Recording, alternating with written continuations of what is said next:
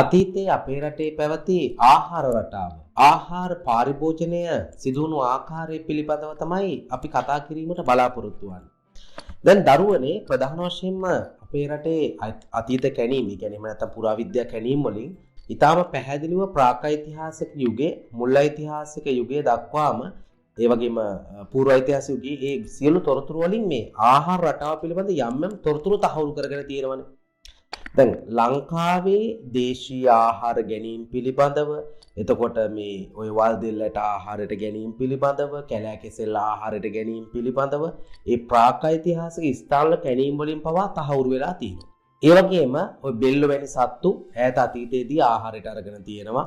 ඒ වගේම සතුන්ගේ මාංශ, විශේෂයෙන්ම මුවා, මීමින්න වැනි සත්තුන්ගේ මාංශ ආහාරයට අරගත් බවටත්, විශේෂයෙන්ම පූර්ව ඓතිහාසික යුග වෙන විට මේ ආහාර පිසගත් බවට, පෞල් වශයෙන් ජීවත් වුණු බවට අපේ සාක්ෂි තියෙනවා.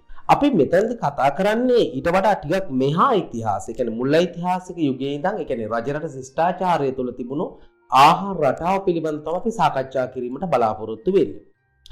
ලංකාව කෘෂිකාර්මික රටක් නේ. ඒ නිසා ලංකාවේ ඈත අතීතයේ ඉඳන් කෘෂිකර්මාන්තයට ශාකා ආහාරයට ගැනීමට දැවැන්ත ඉඩකඩ ඊළඟට සමාජ කැමැත්තක් තිබිලා තියෙනවා.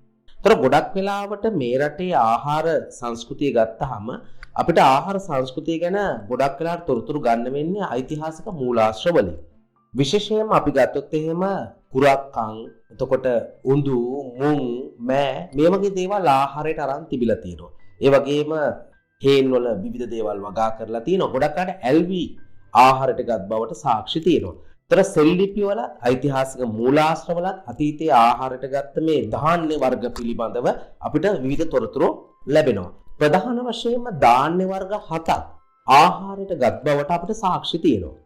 සාලි, විහි, කැදෑස, වරක, කංගු, දූම හා යව කියන මේ ධාන්‍ය වර්ග ආහාරයට ගත් බවට, ධාන්‍ය වර්ග 7 ආහාරයට ගත් බවට ප්‍රධාන වශයෙන්ම අපිට සාක්ෂි තියෙනවා.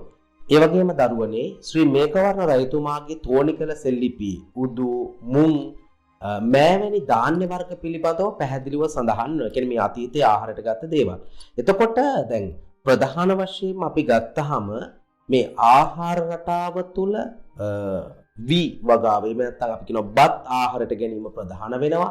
ඒ වගේම ධාන්‍ය වර්ග, එළවලු වර්ග, පළතුරු වර්ග අපි ආහාරයට අරගෙන තියෙනවා. දැන් සද්ධර්ම රත්නාවලියේ සඳහන් වෙනවා සුවඳ ගිතලින් පිසු මොනරමස් වගේ දේවල් ආහාරයට ගත් බවට පැහැදිලිවම සාක්ෂි තියෙනවා. ඒ වගේම දරුවනේ සාමාන්‍ය ජනයා ප්‍රධාන වශයෙන්ම නිවුඩු හාල් බත් ආහාරයට අරන් තියෙනවා. ඒ වගේම ඇල් හාල් එමෙත ඇල්වි ඒවැ හදාගන්න බත් ආහාරයට අරන් තියෙනවා. ඒ වගේම කාඩි ඇඹුල වගේ දේවල්, ඒ කියන්නේ හාල් පිටි පල් කරලා හදාගන්න යම්කිසි ආහාරයක් මේ කාලේ ප්‍රධාන වශයෙන් සාමාන්‍ය ජනයා අතර ප්‍රසිද්ධව පැවති බවට මේ ඓතිහාසික මූලාශ්‍රවල සඳහන් වෙනවා. ඒ වගේම කැඳ ආහාරයට ගැනීම අතීත සමාජයේ ප්‍රධානම ලක්ෂණයක් බවට පත් වුණා. ඒ කියන්නේ රෝගී අවස්ථාවල විතරක් නෙමෙයි, සාමාන්‍ය ජනයා එදිනදා ජීවිතයේදී විවිධ කැඳ වර්ග ආහාරයට අරගෙන තියෙනවා. අඹු, හබු කියන වචන වලින් අතීතයේ සඳහන් කරලා තියෙන මේ කැඳ වර්ග. එතකොට හාල්, තම්බලා ඒවට ලුණු මිශ්‍ර කළා ලුණු කැඳ ආහාරයට අරන් තියෙනවා. ඒ වගේම මේ කැඳ හදලා ඒවට දොඩම් යුෂ වාදී දා එකතු කරලා ආහාරය සඳහා අරගෙන තියෙනවා. රසවත් පාන වර්ග හදාගෙන තියෙනවා. ඒතර අතීත සමාජය තුළ මිනිසුන් මේ ශක්ති සම්පන්නව වැඩ කිරීම සඳහා කැඳ ප්‍රධාන ආහාරයක් කොට ගත් බව තමයි මේ හරහා අපිට තහවුරු වෙන්නේ. දැන් ඔය සද්ධර්ම රත්නාවලියේ උළු කැඳ කියලා සඳහන් වෙනවා. දැන් උළු කැඳදී ප්‍රධාන වශයෙන්ම ජලය එකතු කරන්නේ. එතකොට කිරෙන් ඒක තම්බලා අරගෙන ඒකට මී පැණි මිශ්‍ර කරලා, දොඩම් මිශ්‍ර කරලා මේ කැඳ වර්ගයේ සාදාගත් බවට පැහැදිලිවම සද්ධර්ම රත්නාවලියේ සඳහන් වෙනවා. ඒ කියන්නේ විවිධාකාරයට රස ගන්නවා මේ කැඳ වර්ග ආහාරයට අරගෙන තියෙනවා. ඊළඟට කොළ වර්ග එකතු කරලා, එහෙම නැත්නම් යම් කිසි ධාන්‍ය වර්ග වලට අමතරව පලා වර්ග එකතු කරලා කැඳ වර්ග හදාගෙන තිනවා අතීතයේ. එතකොට මේ මිනිසුන්ගේ ආහාර රටාවේ ඒ ප්‍රධාන අංගයක් බවට එයපත් වෙනවා. දැන් මීට අමතරව අපි ගත්තොත් එහෙම දැන් ඔය තිල සංගුලිකා වැනි වචන, ඒ කියන්නේ තලගුලි වගේ දේවල් පාවිච්චි කළා කියලා මේවා භික්ෂුන් වහන්සේලා සඳහා පවා අතුරුපස ලෙස පූජා කළ බවට සාක්ෂි තියෙනවා. එතකොට දම්පියා අටුවා ගැටපදේ ප්‍රධාන වශයෙන් ඔය තිල සංගුලිකා කියලා කියන්නේ තල ගුලි විය හැකි බවට අපිට විශ්වාස කරන්න පුළුවන්. ඊට අමතරව දැන් ධාන්‍ය වර්ග, හාල් වගේ දේවල් කුඩු කරලා අස්සුණු එහෙම නැත්නම් අපි අතුරුපස වර්ග හදාගෙන තියෙනවා අතීතයේදී.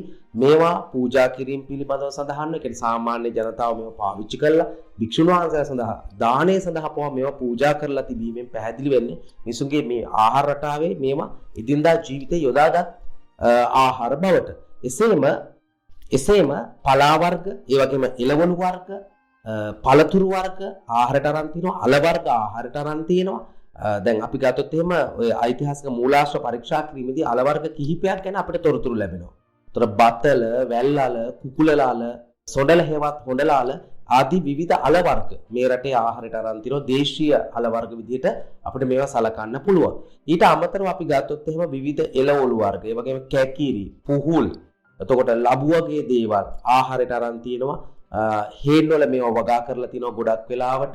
දැන් ඔය සමහර අවස්ථාවල පැණි ලබා ගැනීම සඳහා උක් හකුරු දැනීම සඳහා උග්ගස් මේ හේන් වල වගා කළ බවට සාක්ෂි තියෙනවා.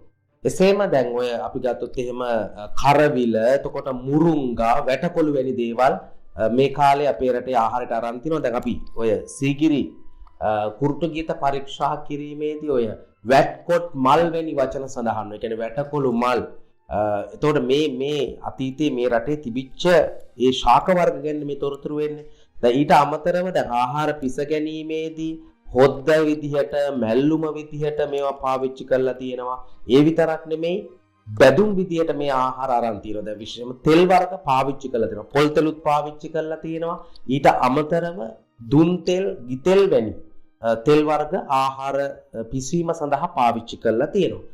දැන් ආහාර සකස් කර ගැනීමේදී ආනම, ඇඹුල, නියඹලාව වැනි ආකාරවලට දැන් නියඹලාව කියලා කියන්නේ අතින්ගෙන හොද්දක් ක්‍රමයට නැතුව එහෙම නැත්නම් හොද්ද විදිහට නැතුව ඝනව තියෙන ආහාර තමයි නියඹලාව කියලා කියන්නේ. උතර මේ විදිහට විවිධ විදිහට ආහාර සකස් කර ගැනීම සිදු වෙලා තියෙනවා. එතකොට ආහාර රසවත් කර ගැනීමට කුළුබඩු වර්ග පාවිච්චි කරලා තියෙනවා. මොකද අතීතයේ ඉඳන් ශ්‍රී ලංකාව කුළුබඩු වලට ප්‍රසිද්ධ රටක්නේ. එතකොට 3-5ක් කියලා අපි හඳුන්වනවා. එතකොට මේ වගේ විවිධ කුළුබඩු වර්ග, ඒ වගේම කරපිංච වගේ දේවල් යොදාගෙන තියෙනවා. ඊළඟට අබ වගේ දේවල්, සුදුදුරු, මාදුරු වගේ දේවල් යොදාගෙන තියෙනවා. ඊට අමතරව අපි ගත්තොත් එහෙම දොඩම් වගේ දේවල්, නස්නාරං, ගඩාදෙයි, දෙහි වැනි දේවලුත් මේ ආහාර රසවත් කිරීම සඳහා අතීතයේදී පාවිච්චි කරලා තියෙනවා. ඒ වගේම උළුහාල්, කොත්තමල්ලි, අසමෝදකම් මේ වගේ දේවලුත් ආහාර පිසීමේදී පාවිච්චි කරලා තිනවා අතීතයේදී. දැන් අපේ රටේ ආහාර රටාව අපි ගත්තාම ශාක පමණක්ම නෙමෙයි, ශාක කොටස් පමණක්ම නෙමෙයි, ධාන්‍ය වර්ග පමණක්ම නෙමෙයි, පළතුරු වර්ග දැන් අපි ඔය සුවඳල් වැනි කෙසෙල් වර්ග, එතකොට විවිධ කෙසෙල් වර්ග පාවිච්චි කරලා තියෙනවා. එතකොට මේ වගේම විවිධ ධාන්‍ය වර්ග, එතකොට ඇල්හාල් වර්ග, දැන් විවිධ ඇල්හාල් වර්ග පවා අතීතයේ අපේ රටේ තිබිලා තියෙනවා. එතකොට මීට අමතරව මස් වර්ග ආහාරයට අරන් තියෙනවා. දැන් ඉස්සෙල්ලත් අපි සඳහන් කළා දැන් මොණර මස් ආදී ආහාරයට ගත් බවට සාක්ෂි තියෙනවා කියලා. අතීතම ගොඩක් සාක්ෂි ගත්තාම මේ විවිධ සත්තු, ඌරා, ගවයා වැනි සතුන් ආහාරයට අරගත් බවට සාක්ෂි තියෙනවා. දැන් විශේෂයෙන්ම අපි ගත්තොත් එහෙම ඔය මේ පණ්ඩුකාභය රජතුමාගේ කතා ප්‍රවෘත්ති විස්තර කිරීමේදී ඔය ඌරු කොටු පිළිබඳව අපිට සඳහන් වෙනවා. එතකොට මේ මීට අමතරව දැන් ප්‍රධාන වශයෙන්ම මේ වැව් මාළු, ඊට පස්සේ ඇලමාර්ග වල ඉන්න මාළු ආහාරයට ගත් බවට ඒ සඳහා වෙනම බද්දක් එතකොට මේ අතීතයේ පාවිච්චි වෙලා තිබිලා තියෙනවා. ඒ කියන්නේ මේ මාළු වැල්ලීම සිදු වෙලා තිබිලා තියෙනවා. ඒ නිසා ප්‍රධාන වශයෙන් අපි ගත්තොත් එහෙම ඔය මත්තර මජබක කියලා හඳුන්වන්නේ මේ ඇලමාර්ග වල මාළු වැල්ලීම වෙනුවෙන් අය කරන බදු. ඒ වගේම දැන් දීවර වෙනම ගම්මානවල ඉඳලා තියෙනවා. කේවට්ටා ග්‍රාම කියලා අපි හඳුන්වන්නේ ඒවා. ඒ කියන්නේ මාළු ආහාරයට අරන් තිනවා, මස් වර්ග ආහාරයට අරන් තිනවා අතීතේ. එතකොට අපේ රටේ අතීතයේදී කිරි ආහාරයට අරන් තිනවා. එතකොට අපි ගත්තොත් එහෙම කිරි වලින් පස්කෝ රස, කිරි, දීකිරි, වෙඩරු, මෝරු, ගිතෙල් කියන පස්කෝ රස නිපදවලා තියෙනවා. දැන් පූජාවලියේ සඳහන් වෙනවා දෑවැද්ද ලෙස හරක් බානක් මේ ලබා දීමක් පිළිබඳව මේ කිරි ආහාරයට ගැනීම සඳහා. ඒ කියන්නේ අතීතයේ මේ රටේ ප්‍රධාන ආහාර වලට අමතරව මේ අතුරුපස ලෙස මේ කිරි භාවිතා කිරීම, ඊට පස්සේ කිරි පානය කිරීම මේ රටේ තිබිලා තියෙනවා. දැන් අපි නාගපබ්බත විහාරයේ මහා මේරු පර්වතයේ කැටයමකත් සඳහන් වෙනවනේ මේ කිරි දෝවණය කරන කැටයමක් තියෙනවනේ. ඒ වගේම කිරි ගෙරි කියන වචනේ සඳහන් වෙනවා. කියන්නේ කිරි එළදෙනු ඇති කිරින් පිළිවන් සඳහන් වෙනවා. කියන්නේ අපේ රටේ ආහාර රටාව තාම ව්‍යාප්තව විස්තූර්ණව පැවති බවට මේ හරහා පැහැදිලි කරගන්න පුළුවන්.